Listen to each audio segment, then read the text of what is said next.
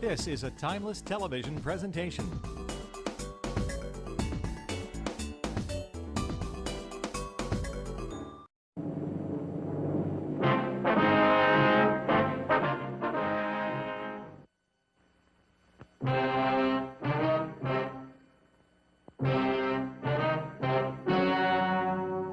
Ladies and gentlemen, the story you are about to see is true. The names have been changed to protect the innocent.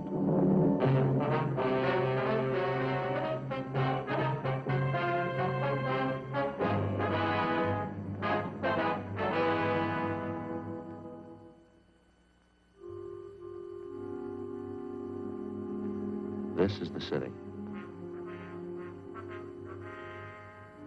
Los Angeles, California. I work here. I'm a cop. It was Wednesday, November 4th. It was windy in Los Angeles. We were working the day watch out of Juvenile Division. My partner's Frank Smith. The boss is Captain Powers. My name's Friday. A steady supply of obscene literature had been finding its way into half a dozen high schools in the city. We'd gotten the lead on one of the sources of supply, a 17-year-old high school senior. We had to check it out.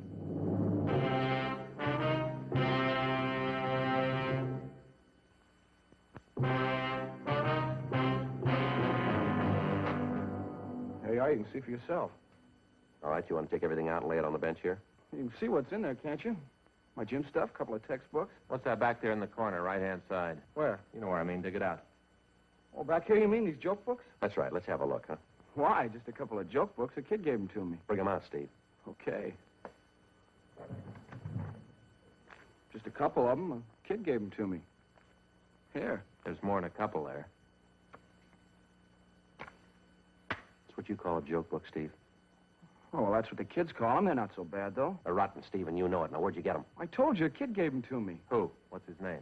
Some kid around school. I don't remember right now. He gave you these books for nothing? Sure, I had a couple he wanted. We traded off. A lot of the kids have them. We trade them around. That stack you got there, they look pretty new. They couldn't have been passed around much. Maybe not. I don't know. Matter of fact, they look brand new to me. Don't even look like they've been opened yet. How come you're roasting me on this thing? What about the other kids? They got them, too. They're buying them, Steve. They're not selling them. I'm not selling them. Anybody says that's a liar. Now, both the fellows in the high school and the kids down the street in the junior high, they say you've been selling this stuff for months. Now, how about it? They're lying, that's all. They don't know what they're talking about. You've been selling these 35 cents apiece, 3 for $1.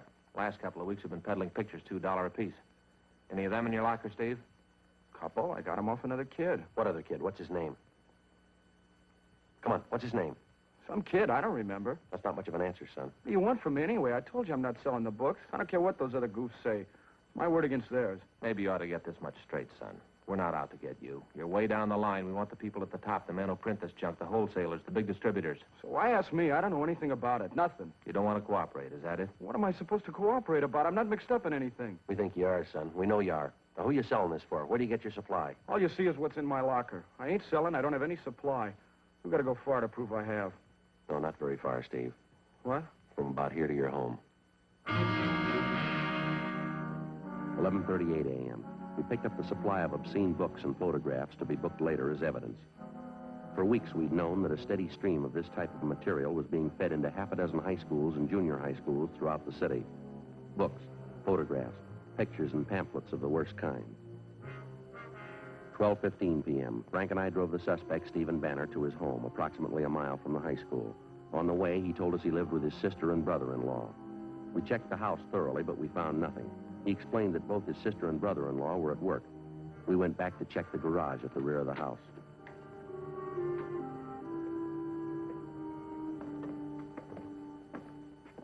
All right, how about it, son? You want to show us where the rest of the stuff is now? What's the use? I guess you'll find it anyway. Right there. Books. Cases of them. Pictures. Filthy. How about it, son? Your sister and brother-in-law know anything about this? No, they don't know anything. All right, you ready to tell us about it? My sister gonna have to find out? I don't know, Steve. It's going to be pretty hard to keep it from her. Yeah, I guess so. Who's the contact, son? Where'd they come from? Charlie Hopkins. Only the books, though. Pictures came from another guy. It's a long story. We got the time, son. Who's this Hopkins? I met him downtown one Sunday. Penny Arcade on Broadway. Me and this other kid were in there, Bud Spencer. Hopkins came up, started to talk to us. All right, go ahead, son. He asked me and Bud if we wanted to sell for him around school. This friend of yours, Bud Spencer, does he sell them too? Yeah. He goes to a different school, though. Well, both of us did pretty good with the books. Sold real fast. The pictures were even better. That's so. And you say you didn't get the pictures from Hopkins. It was somebody else? A man by the name of Jack. I don't know his last name. Hopkins put us on to him, gave us an introduction, set up the deal. We got the pictures for 75 cents. Most of the time, they'd bring us $1.50 apiece. Bud and I did pretty good. You know any other fellows working for this Hopkins? Any other kids in school, I mean? No, just Bud and me. That's all I know. Wouldn't be so bad if it was just the books. And lousy Charlie had to go and promote the party routine, get everybody mixed up in that. How do you mean? What's that all about? Charlie stays out at this place on Sepulveda. It's a motel. That's where we always contacted him. Yeah. After a couple of weeks, when we got to know him, he asked me and Bud out to this place. He said he was going to throw a party. Told us to bring our girlfriends along. Turned out we were the only ones at the party. Me and Bud and the girls and Charlie Hopkins. And the party lasted pretty late. I should have been smart enough to figure it out. I wasn't. How old are your girlfriends, yours and Bud's? 17. They're both 17. They've been around, though. There's no use kidding you. They weren't very smart, I can tell you that. None of us were, I guess. Next couple of parties, Charlie had whiskey there. Dumb girls drank right along with him. So did we. Does he still throw these Friday night parties, do you know? Maybe, I don't know. I heard there were a couple after the last one I walked out on. Dumb girls think Charlie's just great. That's all I can't stand the guy. Now, how about the parties that you didn't go to, Steve? Did you get a rundown on them? No. Never fails, does it? What do you mean? The oldest line in the world, and they still go for it. Yeah, what's that? Tell them you're going to get them in the movies. 1:20 p.m. Frank and I took the cases of obscene books and pictures from the garage, loaded them into the back seat of our car, and Stephen Banner directed us to the high school attended by his friend, Bud Spencer. We picked up the Spencer boy and drove him and Banner downtown to Juvenile Division, where we booked them in on 700B, Welfare and Institutions Code, lack of supervision. We drove to the address out on Sepulveda, but the suspect, Charles Hopkins, had moved out 5 days before. No forwarding address. It wasn't a dead end, though. From his registration card, we got the description and license number of his car. We checked out the address of his confederate, the man known as Jack. He'd moved the same day as Hopkins. No forwarding address. We called DMV and got a make on the license number. The car was registered in Hopkins' name, 293.5 North 92nd Street. Frank had gone over to R&I and pulled the package on the suspect. 3:40 p.m. Last address on him's 3 years old. Well, how's his record read here? Well, he's been in business before. A couple of ag charges and a 502. I see. Served 8 months in the county jail. I got a mug shot here. Yeah, Yeah, It's close enough to the way the boy described him, isn't it? I'd say so. His MO, too. Yeah. Same pitch the last time they got him working the high school trade. Passed himself off as a studio man, movie producer. Yeah. How about the other man, Jack? We got anything there? Not yet. Did you give the information on him to the stats office? They're going to make a run? They will. Okay, that's good. Well, I guess we better check on the kids' girlfriends, huh, and get their stories. Yeah, I suppose so. Sure gets me, Joe. What's that? Pair of young girls like that out at parties till 3 a.m. drinking. Yeah. 17-year-olds. No reason for it. No reason at all. I can think of one that might do. Yeah. Their parents. A check of the suspect's address furnished us by DMV and also the information from the R&I package led us nowhere. We had a second interview with Stephen Banner and his friend Bud Spencer. We showed them Hopkins' mugshot and both of them identified it. We got out a broadcast and an APB on him. 4:12 p.m. Together with policewoman Noreen Statesel, Frank and I drove out to interview the 2 teenage girls involved, a Dorothy Ryan and a Laura Osborne. We stopped at the home of the Osborne girl first, but she wasn't there, and neither were her parents. An older sister told us that both the mother and father were working, and that Laura was at a neighborhood school for models taking her weekly lesson.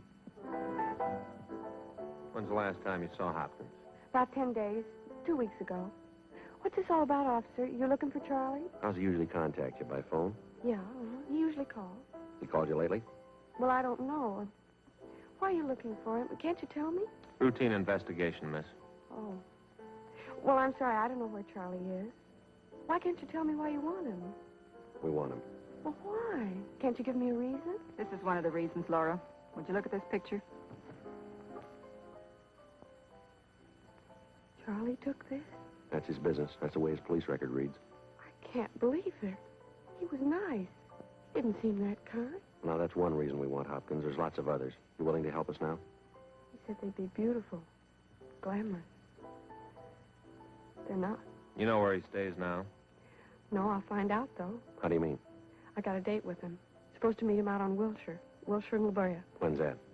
8 o'clock tomorrow night.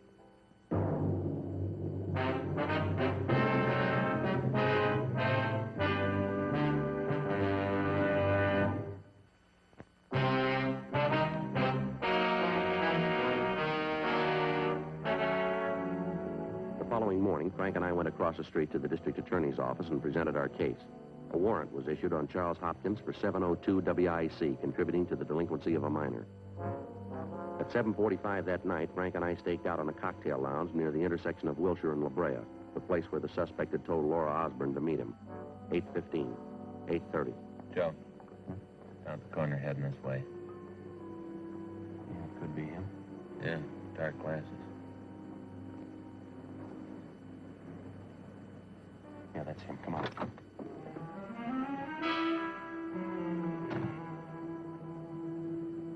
Just a minute, fella. How's that? Police officers. Your name Hopkins? No, that's not my name. Can we see your identification, please? Sure, I have my identification. Why? Can we see it, please? What do you want? Your identification.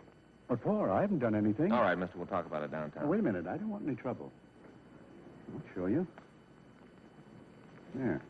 See? My driver's license. Take it out of your wallet, will you, please? Certainly. Charles Hopkins. That's an old address, isn't it? Yeah? I've had time to change it. Just got back in town. What's the matter, anyway? Where you staying, Hopkins? No place. I just got back in town. I told you that. Not staying any place. No connections at all. Where's your car? Don't have one. Haven't had one for a year. Sold it. Say, would you mind filling me in? What do you want with me, anyway? All right, Hopkins. Let's go over here out of the way for a minute. Okay. Just want to know what's going on, that's all.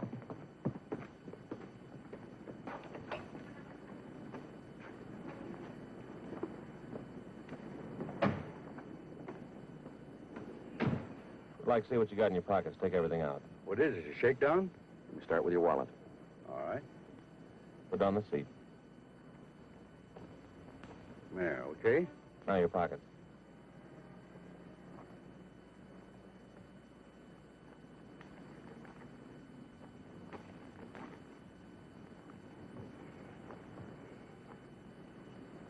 There, okay?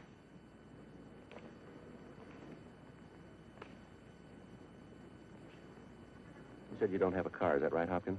No, of course not. I told you that. And what are you doing with this parking ticket?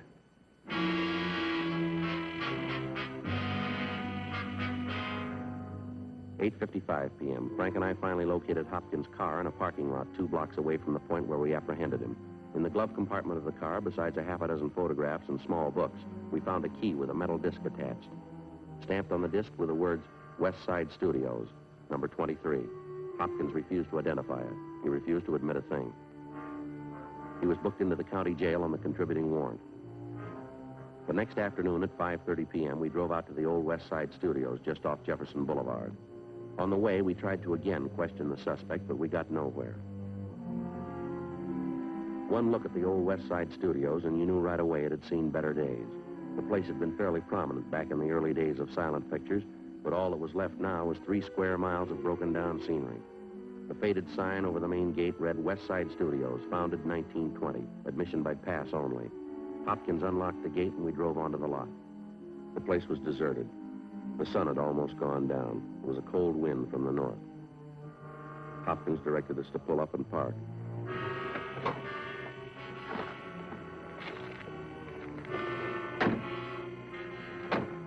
We can go on foot from here. Come on, this way.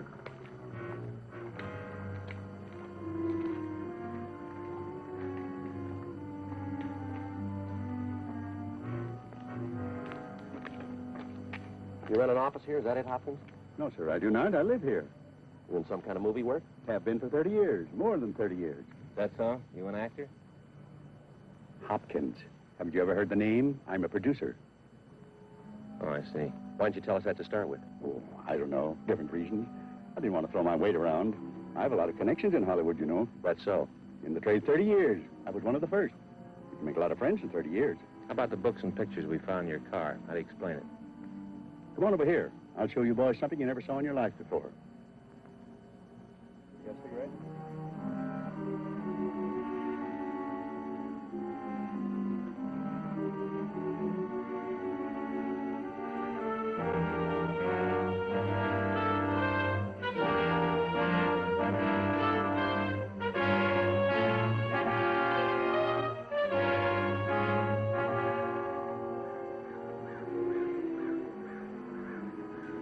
Before I show you this, I'm going to tell you something. Yeah, what's that? This studio will be back on its feet in a year. I'll bet $1,000 on it. This whole block here, sound stages. I got plans for them in my desk. That's so. You have an interest in this lot, do you? Not exactly. Not right now, anyway. I did have an interest, though. I will again. I was one of the original owners, you know. Is that right? Me and 5 other men. We were the top people in Hollywood when we opened West Side. I was a young fellow at the time. We made pictures, mister. Great pictures. Not like today. It's changed. It's all gone now. What have you been doing lately, Hopkins? I mean, what do you do for a living? Different things. I have a few investments, private income. I made money with West Side. That's when the town was really turning out pictures. I made big money. What are you doing today? I told you, different things.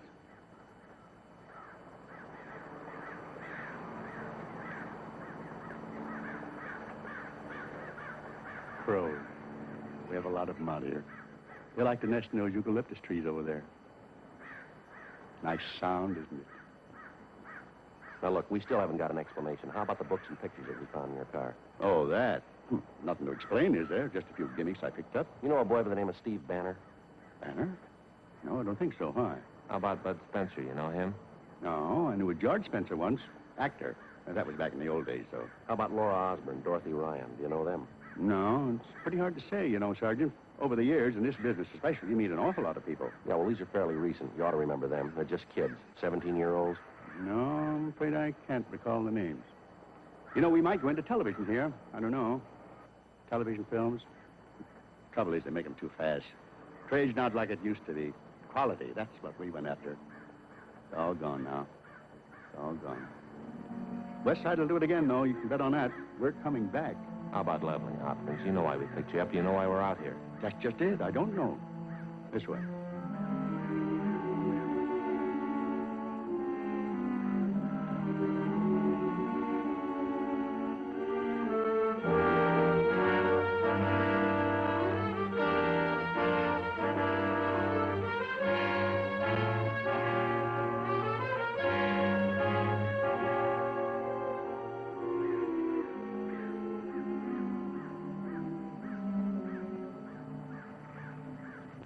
How about it, officer? You remember this one? Don't believe I do. Well, no offense. You were in knee pants when I shot my westerns here.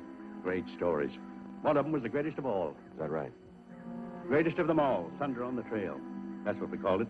We shot the big scene for it right on this street. That was almost 30 years ago. Doesn't seem that long, just like yesterday. Yeah? Conway Blackburn was my director for that one. Big Clyde Harrison was the star. Always called him Big Clyde. Didn't look too strong, but he had arms like steel. You know, that man could lift an engine right out of an automobile with his 2 hands. Powerful. That's so. And how he could handle a horse. Ride like the wind, old Clyde. Never looked better in his life than he did that day. I was there. I know. Is that right? Thunder on the Trail. Shot the final big scene right on this street. Great thrill, officers. One of those things that happens once in a lifetime. Never forget it. Now, this here was the town. See what I mean? Frontier settlement. Rough as they come. It's where the Kelsey gang was hanging out. Real bunch of killers. Just in the picture, I mean. Uh-huh. And single-handed, Big Clyde came into town to take on the leader. That was Tim Kelsey. He'd killed Clyde's brother, and Clyde was out for revenge. He should have been here to see it. It was Saturday night. The town was wide open, going full blast. Over in the Palace Hotel, they were betting 10 to 1 that Clyde would never make it. And right across the street, there in the Silver Dollar, Kelsey's gang was setting up drinks on the house. They felt that sure of themselves. The town was swarming with people. And I was standing right there with Connie, the director, right behind the camera. Right next to us, we had the orchestra. You know, 3 pieces. We had to have the orchestra to get the actors in the mood. I see. Yes, sir. There it was, all ready to go. 1,000 extras. It was all set. The big scene. Connie gave the sign to the orchestra. That's it, boys. Keep it bright. Connie looked around just to check once more to see that everything was all right. And he picked up the megaphone. All right, everybody. Places, everybody. All right. Camera. Action. All right, Clyde. There he came, riding into town. Big Clyde. Way up from the end of the street. Came right straight through the town. Past the telegraph office, past the general store, riding straight toward the Silver Dollar. Yeah, a little slower, Clyde. A little slower. That's it. Now head straight for us. Right up to the hitching post there. Good boy, Clyde. Now he dismounts. Tethers his horse, Golden Fury. Now he turns. Looks around him. Then he starts straight for the swinging doors. Look grim, Clyde. That's it. Little more. Set your jaw. Good. Now, right through the doors. Hit him hard. There he goes. The whole Kelsey gang in there ready to kill him. There's no reaction for a few seconds. And all of a sudden it gets quiet. Dead quiet. Tim Kelsey looks up from the bar. He sees Clyde. All right, now. Throw that lamp. Smash it! Then the fight starts. Tremendous fight. No holds barred. One end of the room to the other. Finally, they crash through the swinging doors, the two of them. Tim Kelsey, Clyde. Wrestling, slugging, kicking, punching each other. Kelsey goes down. Then Clyde. Then Kelsey. Clyde goes down. Then Kelsey. One of the gang standing by over at the Palace Hotel. He draws his gun. Look out, Clyde! Fires twice. 3 times. Clyde hits the shoulder. Kelsey takes aim to finish him off. Clyde whips out his gun from his holster and fires twice. Once more. Kelsey stops short. Dead. The other man staggers a little bit, doubles up, crumples, falls down the stairs into the dirt. Clyde starts to get up. One of the gang in the saloon takes a beat on him. Clyde whirls and fires. Good boy, Clyde. Good. Now, slowly. Over to your horse. Slowly. That's it. Put your arm around his neck. He nuzzles you a little. Now back in the saddle. Slow. Deliberate. You're wounded. It hurts, Clyde. Now you turn. Look off down the street. You start to soften. You see the schoolmarm, Gladys, your sweetheart. That's it. Warmer. Good. Now you go to her, boy. Go to her. Now, pick her up and put her on Golden Fury with you. That's it. There he goes. Beautiful. Beautiful. The two of them riding toward the hills, riding off together.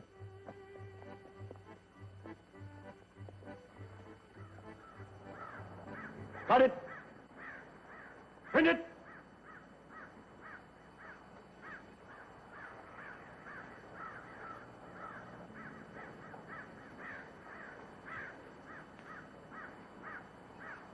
That's just the way it was. Yes, sir. I stood here and saw it. They don't make pictures like that anymore. Yeah. How about it, Hopkins? You want to tell us now? What is there to tell? You've been working the school trade, haven't you? Books, pictures, hiring kids like Steve Banner, Bud Spencer. Yeah. I'm ashamed. Who wouldn't be? I had to eat. It was the only way. I had to live. Yeah, well, there's still honest jobs to be had. No way of telling how many youngsters you hurt by spreading that junk around. No way of adding up the trouble you caused. Yes, I know I was wrong. I'm sorry for that. How about this man named Jack? What was his part? He was in with me. He used to be my cameraman back in the old days. Same thing. You can't blame him either. He had to live, too. Where do you keep the stuff? I'll show you. All right. You ready to go? Yes.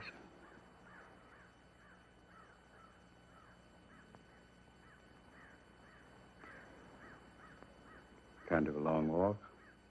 Would you like to read the trade papers on the way?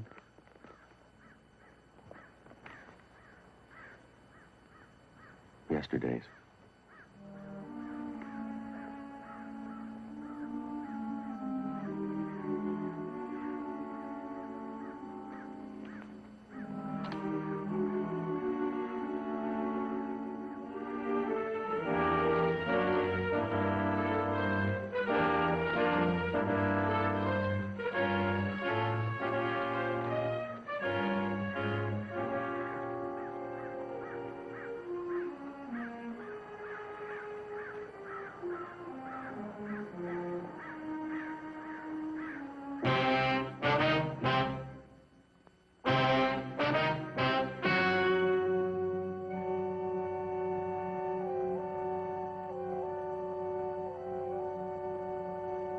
On January 29th, trial was held in Division 87 Municipal Court, City and County of Los Angeles, State of California. In a moment, the results of that trial.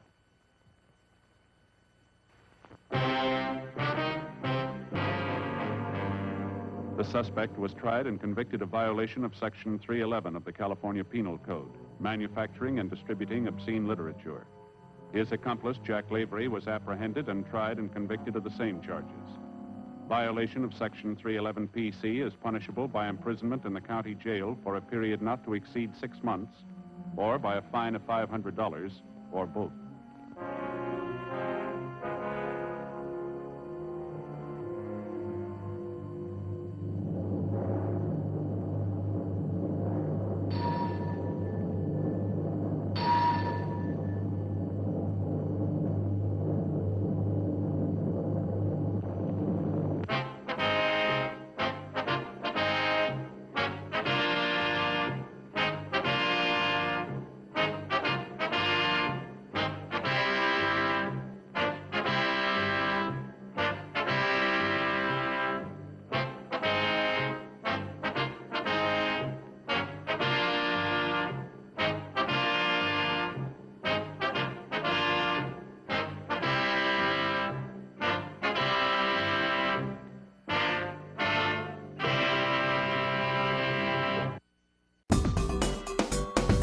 A Timeless Television presentation.